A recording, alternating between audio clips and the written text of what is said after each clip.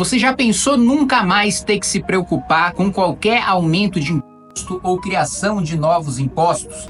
Todo tempo. Você já pensou o Haddad ser proibido de te tributar mais, o governo Lula ser proibido de passar a conta dos gastos públicos, da esbanja, das viagens de luxo, da compra de móveis de luxo, da compra de lagostas, de champanhe, de vinhos caros, tudo isso no seu lombo? Você já pensou se a gente tivesse uma PEC que proibisse aumento de impostos, se a nossa própria Constituição proibisse aumento de impostos? Pois é, dá para fazer, eu estudei e vou apresentar nessa semana a PEC do teto de impostos,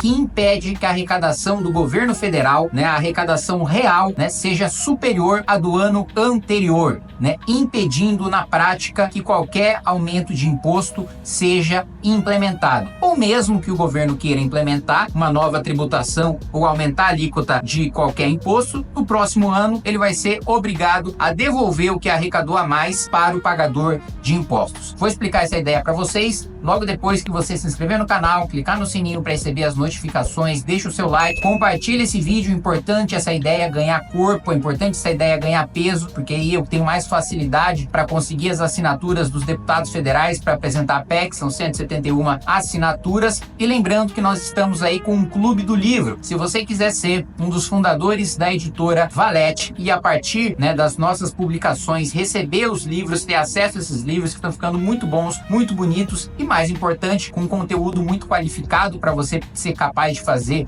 um debate profundo, de qualidade e não cair em populismos que a gente vê por aí de esquerda e de direita. Então clica aí no link e seja um dos fundadores da editora Valete. Pois muito bem, qual que é a ideia da PEC do teto de imposto? Eu já falei em outro vídeo que eu apresentei a PEC do equilíbrio fiscal, que é aquela que prevê corte de gastos, que é aquela que prevê a desvinculação do orçamento para que o executivo possa escolher boas políticas públicas e cortar os gastos em má políticas públicas, para que ele tenha liberdade para decidir qual que é a prioridade. A prioridade vai ser segurança e saúde, já que o número de jovens está diminuindo, a gente vai ter que investir menos em educação, ou não, saneamento básico, já que a gente tem 100 milhões de pessoas ainda sem saneamento básico, nós precisamos desengessar o nosso orçamento e eu apresentei a PEC do equilíbrio fiscal justamente para isso. E mais do que isso, economizar R$1 trilhão e 100 bilhões de reais em 6 anos. Em 6 anos, em vigor, o meu plano de equilíbrio fiscal,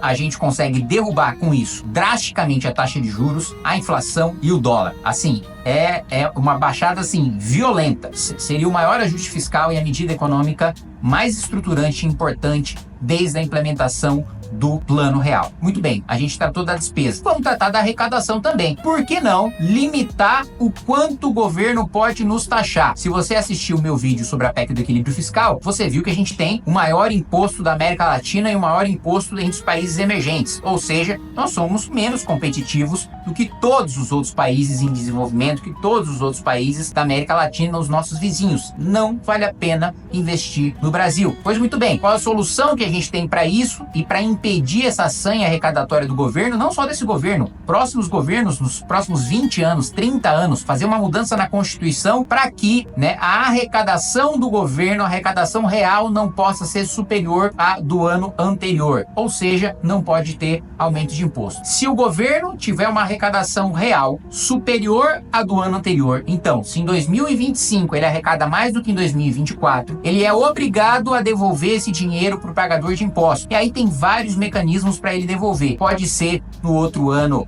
diminuindo o pagamento de imposto de renda, pode ser um dinheiro direto na conta bancária do pagador de impostos, pode ser de várias maneiras, Então ele é obrigado a devolver esse dinheiro. Não pode haver aumento de tributação. Se o governo apresentar, então tem a notícia agora, vou pedir para o editor colocar na tela, que o governo está estudando tributar redes sociais. Voltou a estudar tributar redes sociais. Se a minha PEC estivesse em vigor, o governo até poderia aprovar esse projeto para taxar redes sociais. Isso aumentaria a arrecadação do governo. Mas ele teria que devolver cada centavo a mais que arrecadou. Ou seja, por mais que o governo mandasse 1 milhão de projetos com novos tributos ou aumento de alíquota de tributos existentes, ele não valeria a pena, porque ele seria obrigado a devolver devolver cada centavo do que arrecadou a mais. Ou seja, a gente não precisaria mais ficar brigando projeto a projeto, alíquota a alíquota, tributo a tributo, porque, de maneira geral, o próprio governo,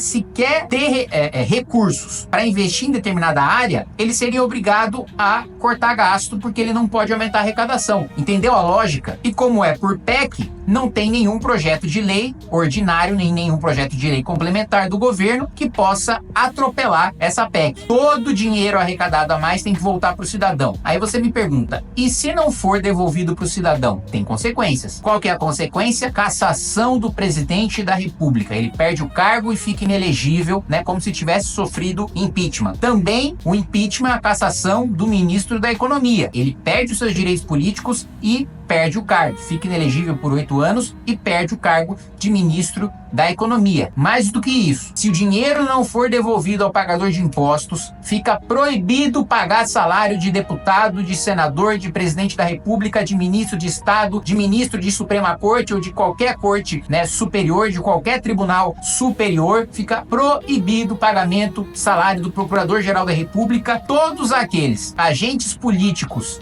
que estão no topo ali da administração federal, do legislativo, do judiciário, o chefe do Ministério Público, que é o PGR, o presidente da República e os ministros de Estado, ninguém recebe salário enquanto o imposto não for devolvido pro cidadão. Ninguém. Zero.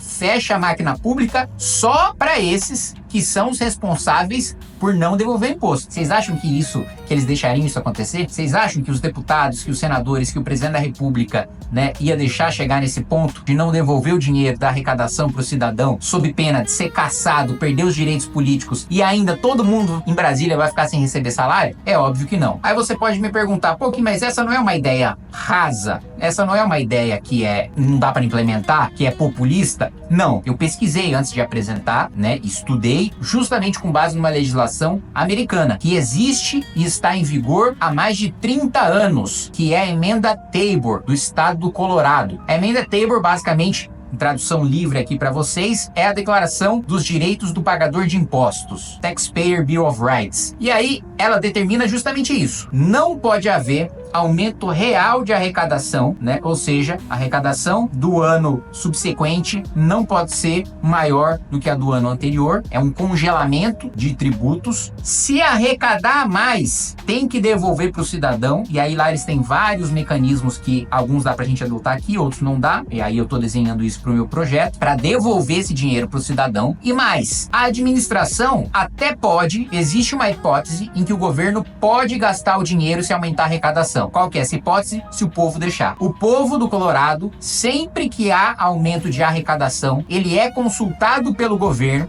O governo primeiro ele tem que decidir. Olha, eu escolho fazer com que a lei siga o seu caminho e devolva o dinheiro do pagador de impostos, ou eu apresento um projeto específico que vai ser financiado com esse aumento de arrecadação e submeto ao povo. Então, o povo no Colorado, sempre que tem aumento de arrecadação e o governo tem um projeto que ele quer financiar com esse aumento de arrecadação, ele chama um plebiscito. Aí o povo decide se quer o dinheiro de volta ou se acha mais importante fazer aquele investimento público que o governo está propondo, Aqui no Brasil, eu tenho certeza que, 99% das vezes, a não ser que seja um projeto excepcionalmente muito bom e muito necessário, 99% das vezes, se o povo for consultado, ele vai falar, não, quero meu dinheiro de volta. Pague o aluguel. Não quero que tenha aumento de arrecadação, não quero que você financie esse projeto com aumento de arrecadação. Mas no Colorado, várias vezes, prefeituras lá conseguiram gastar esse dinheiro em prol da população. E a própria população foi consultada se queria que esse dinheiro fosse gasto ou se queria ficar com esse dinheiro no bolso. Gostou da proposta? Comenta aí, compartilha esse vídeo se você apoia e vamos trabalhar para coletar essas assinaturas.